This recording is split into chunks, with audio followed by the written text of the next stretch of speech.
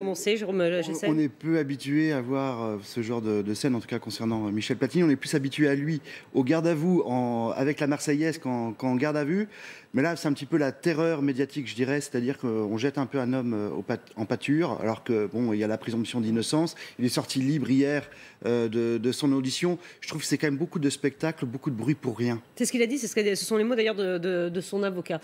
Oui, moi ce qui me frappe, c'est au contraire les éléments de langage de sa défense qui sont abondamment relayés par la presse. Ce qu'il faut savoir, c'est que par exemple, contrairement à ce qui a pu être dit, Michel Platini n'a pas du tout été entendu comme témoin, il a été entendu comme suspect. On peut pas entendre on peut pas mettre un témoin en garde à vue, c'est absolument impossible.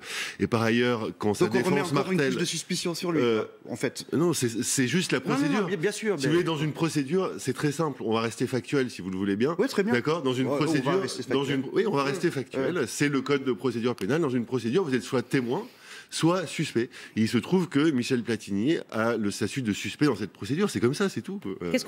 Ça n'empêche pas qu'il est présumé innocent, mais il a le statut de suspect. Alors, Mediapart hier a dégainé très rapidement, c'est-à-dire que Michel Platini était à peine installé dans le bureau, que déjà Mediapart dégainait sur 10 pages sur cette histoire, avec beaucoup d'approximations, je dois dire.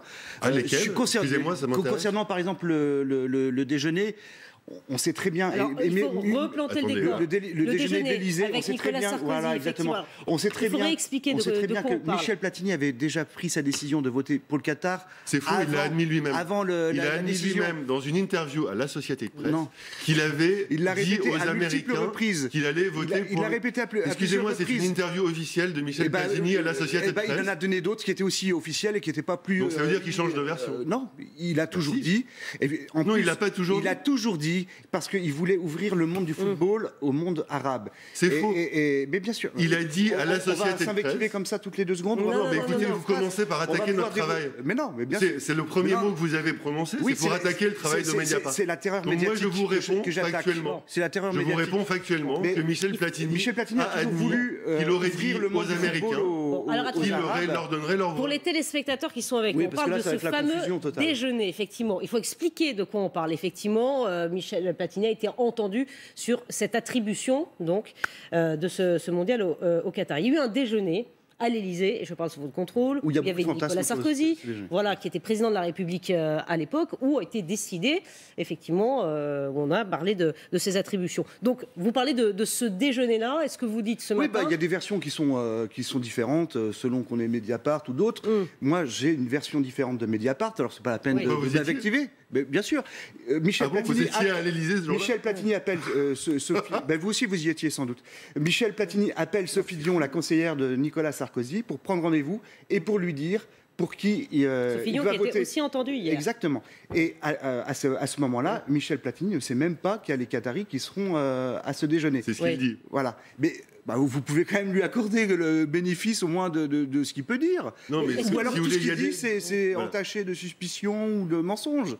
Pour vous, c'est la parole d'évangile. Non, c'est pas la parole d'évangile, mais vous reprenez surtout la thèse de Seb Blatter, qui est vrai, lui, est l'incarnation de la vérité. Et Seb Blatter a toujours dit, effectivement, à longueur d'interview, que Michel Platini avait changé d'avis au moment de ce déjeuner. C'est la version de Blatter, c'est aussi la version manifestement de Mediapart, mais Michel Platini on a donné a les une deux autre versions. version. Mais si vous voulez, il y a 2 versions, c'est parole contre parole. Oui. Bon, vous reprenez la version de Platini, il y a 2 versions, et ce sera à la justice de trancher. Est-ce que le Qatar, alors on va revenir au thème du début, est-ce que le Qatar a acheté le mondial 2022 ? C'est pas Michel Platini qui a officié. Est-ce que, oui ou non, selon vous, le Qatar a acheté le mondial ? Alors la réponse est très probablement oui, pour 2 raisons. Il y a 2 éléments objectifs qui permettent de le dire. C'est que d'abord au sujet des votants, c'est-à-dire il y a un comité exécutif à la FIFA, la Fédération internationale, qui a attribué cette Coupe du Monde. Il y avait 24 membres. Sur ces 24 membres, aujourd'hui il y en a 16 sur 24 qui ont été soit suspendus, soit radiés à vie, soit poursuivis pour corruption.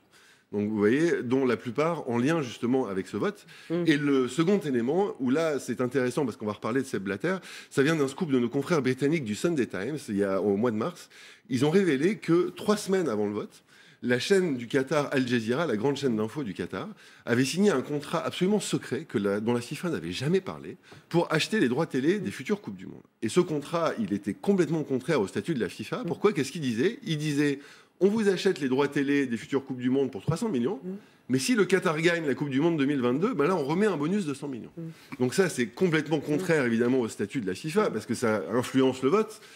Et donc, on voit que là, à travers cette espèce de prime de victoire de 100 millions de dollars, c'est l'institution et son président, Sepp Blatter, qui a signé ce contrat, qui est soupçonné d'avoir été acheté. Alors moi, je vais rappeler un peu la genèse, parce que le Qatar était en compétition avec les États-Unis. Les États-Unis avaient un comité de candidature absolument clinquant, puisqu'il y avait Bill Clinton, Henry Kissinger, enfin vraiment des grands noms. Et Bill Clinton, quand il a appris que le Qatar avait remporté la Coupe du Monde 2022, de colère, il a jeté un vase. Et les Américains n'ont jamais pardonné au Qatar et à ceux qui avaient pu faire en sorte que le Qatar organise la Coupe du Monde 2022. Ils n'ont jamais pardonné. À tel point qu'ils ont même instrumentalisé la justice suisse. Je rappelle qu'il y a eu aussi des auditions de Michel Platini en Suisse, d'où il est sorti blanchi. Et d'ailleurs, hasard du calendrier, hier, les procureurs qui avaient en charge l'enquête FIFA ont été récusés. Vous savez pourquoi? Parce qu'il y avait des collusions entre les procureurs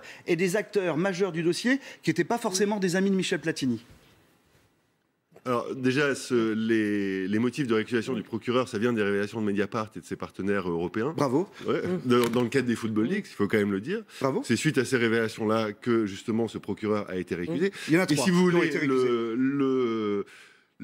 ça, c'est là encore la ligne de défense de Platini, c'est je suis victime d'un complot de Blatter et des Américains.